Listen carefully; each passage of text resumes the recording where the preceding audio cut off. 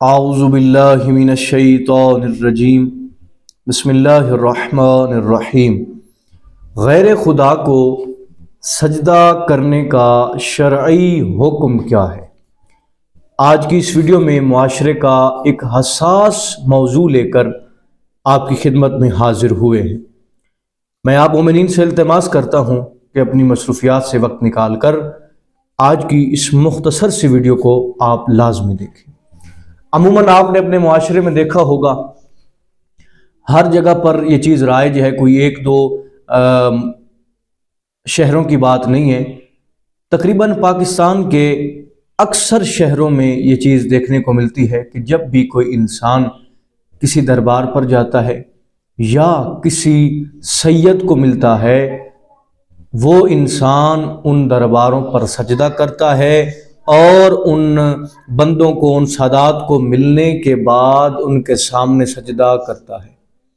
شریعت مقدسہ اس حوالے سے کیا کہتی ہے، یہ شرعی حکم آپ کو جاننا ضروری ہے، اور میں آپ سے بھی التماس کرتا ہوں کہ اس پیغام کو خود بھی سنیں اور زیادہ سے زیادہ اس پیغام کو آگے پہنچائیں تاکہ باقی لوگوں کی بھی اصلاح ہو سکے۔ سب سے پہلے یہ ایک قانون آپ کو معلوم ہونا چاہیے کہ غیر خدا کے علاوہ سجدہ کسی بھی انسان کو جائز نہیں ہے۔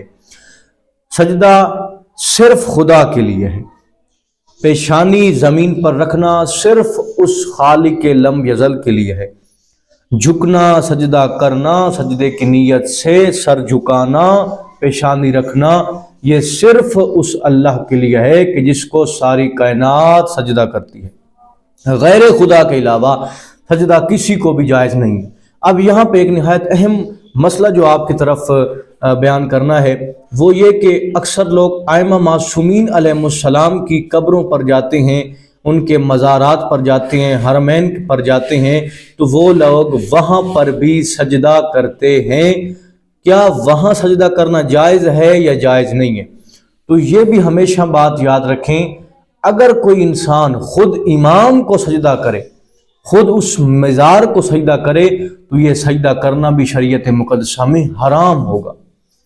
آپ سجدہ کریں، وہاں مزارات پہ سجدہ کر سکتے ہیں، قبروں پر سجدہ کر سکتے ہیں، لیکن ایک نیت سے، اس نیت سے سجدہ کریں کہ خداوند متعال نے آپ کو یہ توفیق عنایت فرمائی ہے کہ آپ ائمہ معصومین کی قبروں پر آ کر ان کی زیارت کر سکے ہیں، اور خدا نے آپ کو یہ سعادت، خدا نے آپ کو یہ توفیق عطا فرمائی ہے۔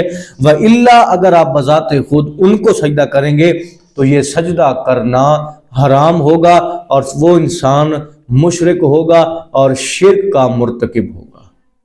دعا ہے کہ خلاق عالم ہمیں حقیقی معنوں میں علوم اہل بیت سے آراستہ ہونے کی توفیق عطا فرمائے۔